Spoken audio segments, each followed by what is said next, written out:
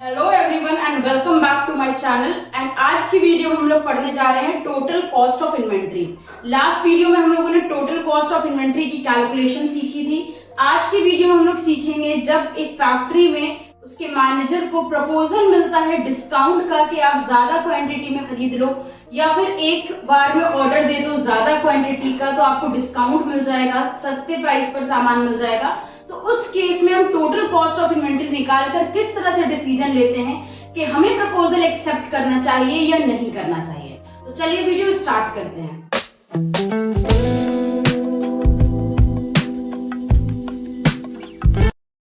यहाँ पर total cost of inventory का डिस्काउंट वाला क्वेश्चन हम लोगों के सामने है। क्वेश्चन पढ़ के समझने की कोशिश करते हैं कि इसको निकालना कैसे है। अगर इसको बेसिक से आपको सीखना है कि टोटल कॉस्ट ऑफ इन्वेंट्री कैसे निकाला जाता है तो लास्ट वीडियो में हमने सिखाया हुआ है, उसका लिंक डिस्क्रिप्शन में जाकर देख लीजिएगा।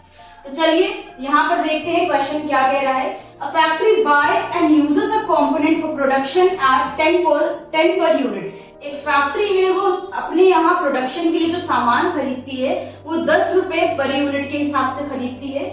Annual requirement is 2000 unit. एक साल में 2000 यूनिट की जरूरत पड़ती है उनको प्रोडक्शन करने के लिए। Carrying cost of inventory is 10% per annum. आप जो इन्वेंट्री खरीद कर लाते हो, जो भी प्रोडक्शन के लिए सामान खरीद कर लाते हो, उसे कैरी करके संभाल के रखने में 10% कॉस्ट आपकी लग जाती है। ये जो परसेंटेज दी होती है कैरिंग कॉस्ट, इसे हमेशा कॉस्ट पर यूनिट पर कैलकुलेट करना होता है, ये ध्यान रखना। अभी कैसे कैलकुलेट करना होता है इसे देखेंगे। एंड ऑर्डरिंग कॉस्ट इज 40 पर ऑर्डर। एक ऑर्डर देने पे 40 रुपए खर्च होते हैं। The purchase manager proposes that as the ordering cost is very high. Propose जो हमारा परचेज मैनेजर है उसको ऐसा लग रहा है कि हम लोगों की ऑर्डरिंग कॉस्ट एक ऑर्डर पे जो 40 रुपए जा रही है वो बहुत ज्यादा है। It is advantageous to place a single order for the entire annual requirement. तो हमारे मैनेजर को ऐसा लगता है कि हम लोग की ऑर्डरिंग कॉस्ट बहुत ज्यादा जा रही है, हर बार ऑर्डर देने पे 40 रुपए खर्च हो जाते हैं। तो उसे ऐसा लगता है कि हम लोगों को बार बार ऑर्डर देने के बजाय एक बार में ही पूरे 2000 यूनिट्स मंगा लेना चाहिए। पूरा एंटायर ऑर्डर एक बार में ही दे देना चाहिए। We also say that if we order 2000 units at a time, we can get 2% discount from supplier. और परचेज मैनेजर जो है उसका ऐसा भी कहना है कि अगर हम एक बार में पूरी 2000 यूनिट्स ऑर्डर दे देंगे तो हम लोगों को 2% का डिस्काउंट भी मिलेगा। Evaluate the proposal. अब हम लोग को यहाँ पर क्या करना है, इस प्रपोजल को इवैल्यूएट करना है और रिकमेंड करना है कि प्रपोजल हम एक्सेप्ट करें या ना करें। तो चलिए यहाँ पर हम क्या करते हैं, इस प्रपोजल को इवैल्यूएट करते हैं और देखते हैं हमें एक्सेप्ट करना है या नहीं। तो क्वेश्चन का सॉल्यूशन कहाँ से स्टार्ट होगा। सबसे पहले आपको ध्यान रखना है कि यहाँ पर दो पार्ट में आपको इस क्वेश्चन को सॉल्व करना है। इसके दो पार्ट होने वाले हैं, है तो एक ही पार्ट बट इसको आप ऐसा समझो कि दो पार्ट में ये सॉल्व हो रहा है। इसीलिए हमने इसको क्या किया, बोर्ड को बीच से डिवाइड कर दिया दो पार्ट में। एक सबसे पहले हम क्या करेंगे, प्रपोजल आने से पहले हम जिस तरह से ऑर्डर देते थे उसमें देखेंगे कि मेरा कितना पैसा खर्च होता था, टोटल कॉस्ट क्या आती थी। और दोबारा हम क्या करेंगे, प्रपोजल मिलने के बाद देखेंगे कि अगर हम इस प्रपोजल को एक्सेप्ट कर लेते तो मेरी टोटल कॉस्ट कितनी आएगी। प्रपोजल मिलने से पहले की कॉस्ट और प्रपोजल मिलने की बाद की दोनों कॉस्ट निकालेंगे, दोनों का कंपेयर करेंगे। अगर हमारी पहले की कॉस्ट कम हुई तो हम प्रपोजल एक्सेप्ट नहीं करेंगे और अगर हमारी प्रपोजल मिलने के बाद वाली कॉस्ट कम आ रही है तो प्रपोजल को हम एक्सेप्ट कर लेंगे। तो चलिए हम लोग क्वेश्चन को इस तरह से करते हैं। तो बिफोर प्रपोजल,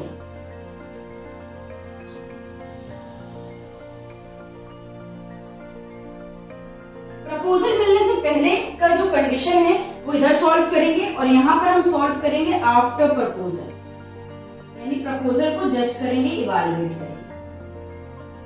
तो प्रपोजल मिलने से पहले हम लोग निकालते हैं economic order quantity. Last video में बताया था कि जब भी आपको टोटल कॉस्ट ऑफ इन्वेंट्री निकालना हो सबसे पहले ईओक्यू निकालना। ईओक्यू का फॉर्मूला होता है √2AO divided by C।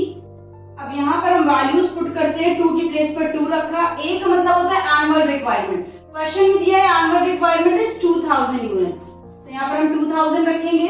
O का मतलब होता है ऑर्डरिंग कॉस्ट। क्वेश्चन में मेंशन है ordering cost. Ordering cost is 40 पर ऑर्डर, तो यहाँ पर हम 40 रखते हैं। डिवाइड देते हैं कैरिंग कॉस्ट से। अब देखो कैरिंग कॉस्ट क्वेश्चन में हम लोगों को यहाँ पर दी हुई है 10%। किस तरह से निकालना है कैरिंग कॉस्ट। कैरिंग कॉस्ट जितनी भी आपको दी है 10% दी है तो आपने 10% निकालना है किसका, एक यूनिट का। 1 यूनिट जितने की आप खरीद रहे हो उसका 10 पर यूनिट है, तो 10 रुपीज का यूनिट कॉस्ट का 10% आपका कैरिंग कॉस्ट हो जाएगा, ये आ गया 1 रुपी। ठीक है, तो कैरिंग कॉस्ट यहाँ रख देंगे 1। इसे सॉल्व करते हैं, 2 इंटू 2000 इंटू 40 डिवाइडेड बाय 1 करेंगे और उसके बाद उसका रूट निकाल लेंगे। ये आ गया है 400 units economic order quantity. Total cost of inventory के क्वेश्चन में हमारा पहला स्टेप होता है ईओक्यू निकालना बिफोर प्रपोजल में।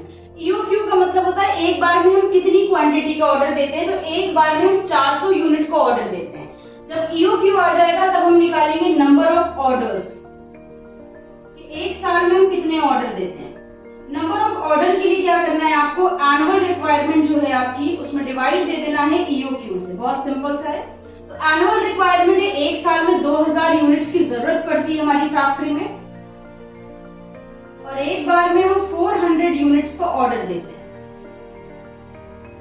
यहाँ पर निकल कर आ गया 5 ऑर्डर्स, 2000 डिवाइडेड बाय 400 करेंगे, 5 ऑर्डर्स निकल कर आ गए, यानी एक साल में हम 5 ऑर्डर देते हैं। जब हमारा ईओक्यू आ जाएगा, नंबर ऑफ ऑर्डर्स आ जाएंगे, तब हम निकालेंगे total cost of inventory. Total cost of inventory निकालने के लिए, टोटल कॉस्ट ऑफ इन्वेंट्री निकालने के लिए 3 चीजें चाहिए, परचेज प्राइस, कि सामान खरीदते कितने का है, ऑर्डरिंग कॉस्ट, कि ऑर्डर का कितना पैसा खर्च होता है, प्लस कैरिंग कॉस्ट। इन 3 चीजों को जब हम ऐड करेंगे तब मेरी टोटल कॉस्ट ऑफ इन्वेंट्री आएगी।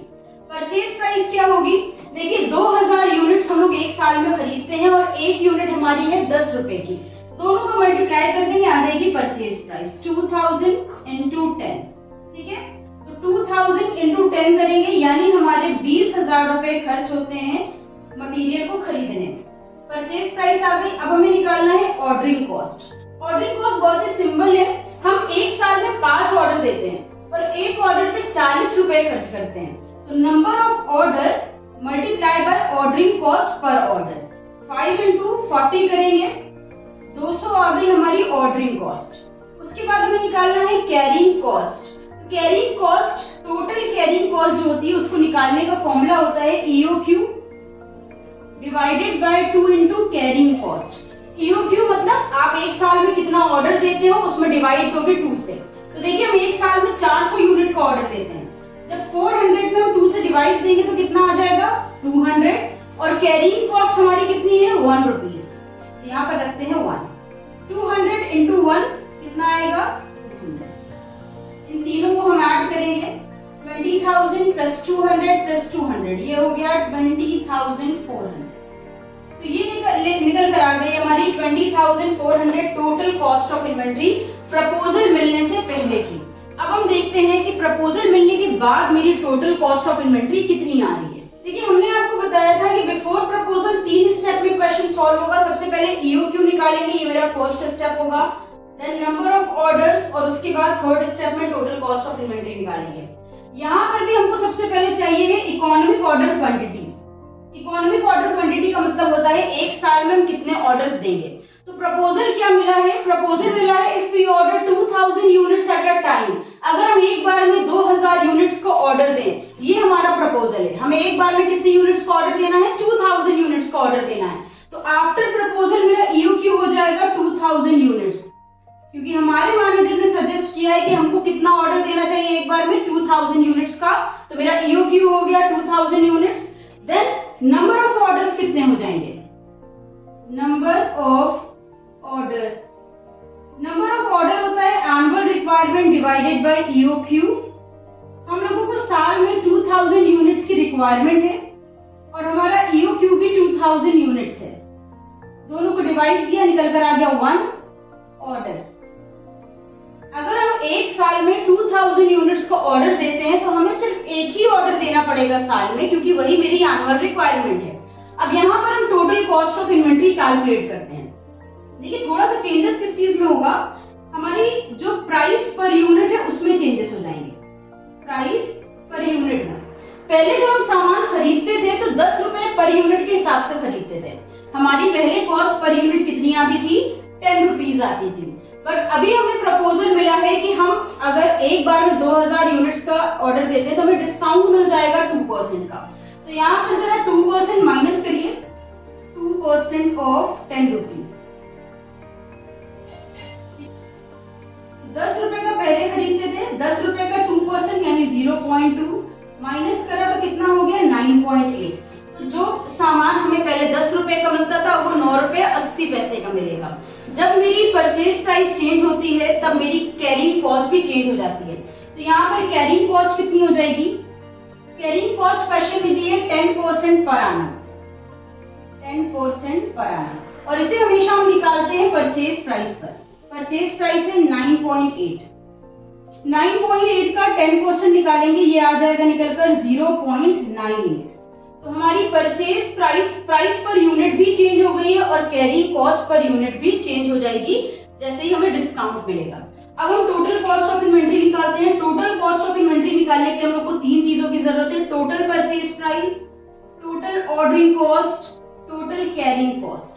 ठीक है, परचेज प्राइस कितनी हो जाएगी भाई? एक साल में हम 2000 यूनिट्स खरीदते हैं, एक साल में 2000 यूनिट्स खरीदते हैं, और अब हमारी प्राइस पर यूनिट कितनी हो गई 9.8। तो 2000 का मल्टीप्लाई हम 9.8 में कर देंगे। 2000 मल्टीप्लाई बाय 9.8 ये आ गया है 19,600। तो जो सामान पहले हम 20,000 में खरीदते थे अब वो हमें मिलेगा 19,600 में। ऑर्डरिंग कॉस्ट निकालते हैं। ऑर्डरिंग कॉस्ट कितनी होगी? अब हमें साल में एक सिंगल ऑर्डर देना पड़ेगा, तो number of order multiply by ordering cost. Ordering cost कितनी है? ऑर्डरिंग कॉस्ट इज 40 पर ऑर्डर। एक ऑर्डर देने पे 40 रुपए खर्च होते हैं। 40 मल्टीप्लाई बाय 1 हमारी ऑर्डरिंग कॉस्ट आ गई 40 रुपीज। देन हमें लेना है कैरिंग कॉस्ट, के मटेरियल को कैरी करने संभाल के रखने में कितना पैसा खर्च होता है। तो देखिए मटेरियल जो है उसे संभाल कर रखने में मेरे 0.98 98 पैसे खर्च होते हैं। और कैरिंग कॉस्ट कैसे निकाली जाती है? हमारा EOQ डिवाइडेड बाय 2। आपकी टोटल कैरिंग कॉस्ट कैसे आती है? EOQ divided by 2 into carrying cost. तो EOQ कितना है? EOQ अब हमारा है 2000, उसमें डिवाइड देंगे 2 से और मल्टीप्लाई करेंगे 0.98 से कैरिंग कॉस्ट से। 2 में डिवाइड दिए, ये आ गया 1000। तो 0.98 इंटू 1000, 0.98 इंटू 1000, 0.98 का 1000 में मल्टीप्लाई करेंगे, ये आ गया 980। 19,600 प्लस 40 प्लस 980, तीनों को ऐड करा, ये आ गया 20,620। तो टोटल कैरिंग कॉस्ट यहाँ पर कितनी आ गई? 20,620। अब देखिए जब हम लोगों को प्रपोजल नहीं मिला था तब 20,400 मेरी टोटल कैरिंग कॉस्ट थी। प्रपोजल मिलने के बाद कितनी आ रही है? 20,620। मेरी जो कॉस्ट है वो बढ़ गई है 120 रुपए से। आप दोनों को माइनस 220 रुपए से, सॉरी, आप दोनों को माइनस करके देख सकते हो कि कितनी एक्स्ट्रा कॉस्ट आ रही है अगर हम इस प्रपोजल को एक्सेप्ट करेंगे। ठीक, तो यहाँ पर आप देख सकते हो कि मेरी एक्स्ट्रा कॉस्ट आ रही है। एक्स्ट्रा कॉस्ट कितनी आ रही है? अभी कॉस्ट है 20,620 और पहले थी 20,400। दोनों को माइनस किया, 220 रुपए एक्स्ट्रा खर्च हो रहे हैं मेरे। अगर हम इस प्रपोजल को एक्सेप्ट करते हैं तो मेरे 220 रुपए एक्स्ट्रा खर्च हो जाएंगे। ठीक है, तो proposal should not be accepted. यहाँ पर हम लोग क्या, हम लोगों ने पहले कॉस्ट इवैल्यूएट कर ली है। अब हमारा रिकमेंडेशन क्या होगा? रिकमेंडेशन होगा कि हम प्रपोजल को एक्सेप्ट नहीं कर सकते हैं। तो ये था हमारा टोटल कॉस्ट ऑफ इन्वेंट्री का क्वेश्चन, जब हम लोगों को कंपनी में डिस्काउंट मिल रहा हो हमारे परचेज डिपार्टमेंट में। तो परचेज मैनेजर का डिसीजन यहाँ पर क्या होना चाहिए कि proposal should not be accepted. तो उम्मीद है आज की वीडियो आपको समझ में आई होगी और अब आप डिस्काउंट वाला टोटल कॉस्ट ऑफ इन्वेंट्री का क्वेश्चन कर लेंगे इजीली। फिर मिलते हैं एक नई वीडियो के साथ। अगर आज की वीडियो आपको पसंद आई हो तो इसे लाइक और शेयर करिएगा। इंस्टाग्राम पर अगर फॉलो नहीं किया है तो उस पर हमें फॉलो जरूर करिएगा। फिर मिलते हैं एक नई वीडियो के साथ। हमारे साथ जुड़े रहने के लिए, वीडियोस को देखते रहने के लिए थैंक यू।